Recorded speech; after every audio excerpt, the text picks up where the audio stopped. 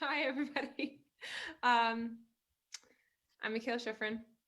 I'm a World Cup alpine ski racer, and I'd love to be their speaking person. Right now, it's a little bit awkward because I'm looking at a screen. I'm really looking at myself, um, and I can't see the audience. So it's just a little bit of a. That's what we're dealing with these days, I guess. But I do have to say, I think it's so cool how um, people have figured out during this time to use technology and make this kind of thing work virtually. So I'm really, really excited to be speaking today. This event really struck a chord with me because art has had such a positive impact on my life, and not just my life, but my career and my mind, my whole mindset. I've learned some things along the way through ski racing that have translated into every aspect of my life, and that I think could help others in their own lives. I hope you're able to take something away from maybe some of these experiences I've had, and that they may help you bring more positivity, passion, and happiness into your own life. Um, I've gone through a lot of different phases in my career so far. I've been racing for about on the World Cup for about 9 years, and I guess this will be my 10th. Um, and I still have, gosh, a lot to learn, I'd say. But when I started out, I was 16 years old. And at that point, I felt really no pressure when I was racing. My first World Cup race, I almost wasn't even nervous. I was maybe a little excited, but I didn't feel the kind of pressure and expectations that I started to feel after I started having a little bit more success. And then expectations from the outside grew, expectations that I had of myself grew as well. Um, there were a couple years after the 2014 Sochi Olympics that I had real performance anxiety. Uh, I had some difficult races for an entire season. Almost every single race, I would get to the start and totally freeze. My eyes would start watering. I'd feel like I had to gag, or like my throat was closing and I couldn't breathe anymore. This happened almost every single race for an entire season, about 3 minutes before I was actually supposed to go and race my run. And dealing with that was something I'd never experienced before. I never expected to experience, because when I was younger, I didn't feel pressure. I just felt like, oh, this is something I love to do. I love ski racing, so this isn't a big deal, right? I never expected that I would be somebody who was completely um, petrified by pressure and by performance anxiety. But I went through a phase of that, and I had to learn how to control my mind and my emotions and stress. You heard Drake just before me talking about how you have to have this sort of inner sense of intimacy, an inner sense of love and confidence in yourself before you can really let anybody else love you or be confident in you. And that goes along with learning to control your own mind and control your own emotions, and realize that you are your emotions and you are in control of your emotions. I had to go through a process of learning that. I'm still going through that process. I had a couple years ago, 2018, 2019 winter, I had the best season of my career, the most enjoyable season of my career, also stressful. But the way that I worked with my team, we managed the season really well. And I found it, even if it was stressful, I loved it. I really felt like I got back in touch with my passion for the sport. And then the next season, this past winter, I had more expectation because I had just had the best season of my career. And more expectation. There was more outside expectation. And with that came more pressure and anxiety. So it's really a process. It's a learning process. And I'm still learning and building the tools that are going to help me deal with the ups and downs that life and my skiing career has to offer. Something I always try to remember is that I feel these emotions because I love what I do, because I care, and that's not a bad thing. But sometimes it can really hurt.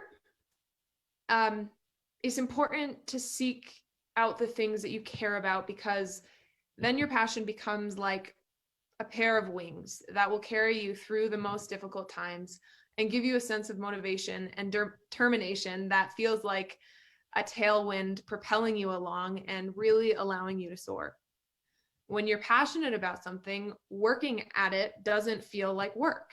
It's not always easy. And there will always be pieces of it that are not really enjoyable and maybe do feel like work a little bit. But the thing itself, that just makes you feel free. And all the work around it, it's totally worth it when you get that feeling. That's the point when whatever you are doing becomes art. The key to making life be art is passion. And there are a million different forms of art: drawing, painting, music, movement, dancing, sports, photography, making jewelry.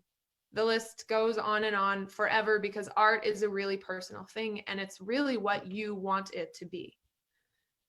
I love music. I think everybody pretty much can relate to that. I took piano lessons when I was really little, and I didn't love the structure of playing songs that I was supposed to play, or even reading the musical notes. I really just wanted to know enough to play around with my own tunes and melodies. By this point, I've forgotten how to read music, but I still go to my keyboard and I make up melodies on the piano, on the keyboard. Sometimes I even make lyrics. Sometimes I'll listen to a song on the radio and I love it so much that I just have to sit down and learn how to play it.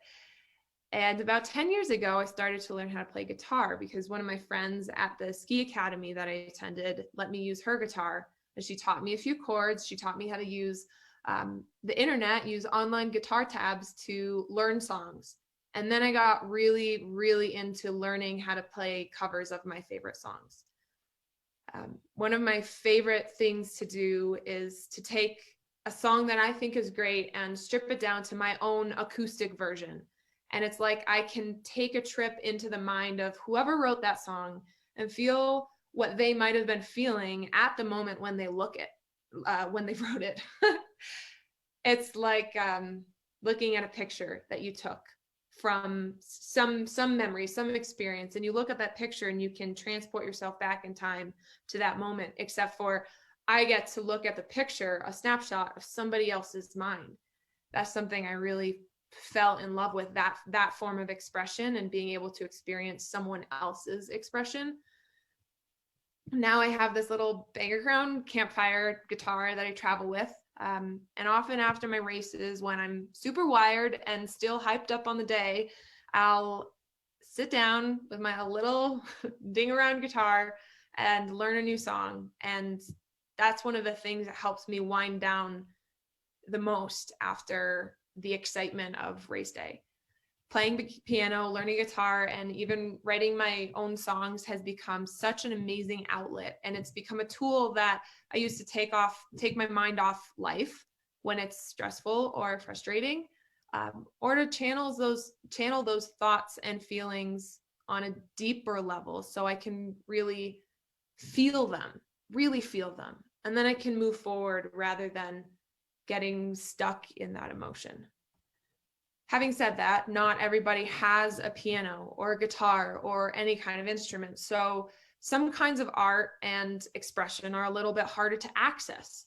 But there are so many different kinds of art, so many different ways to express your creativity and express yourself. So if you're not able to do, or you don't like to do one thing, there is 100% certainly something else that you are able to do and that you might love.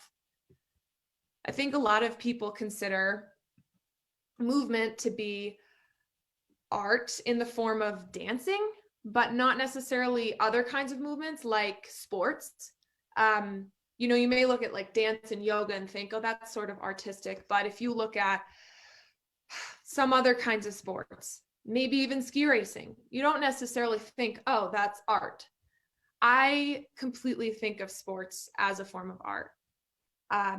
One of the things that has drawn me to sports as an art form is the fact that there are certain guidelines, there are rules, but within those guidelines, you have the freedom to be creative and work in whatever way you deem necessary in order to improve and get faster and get stronger and get better.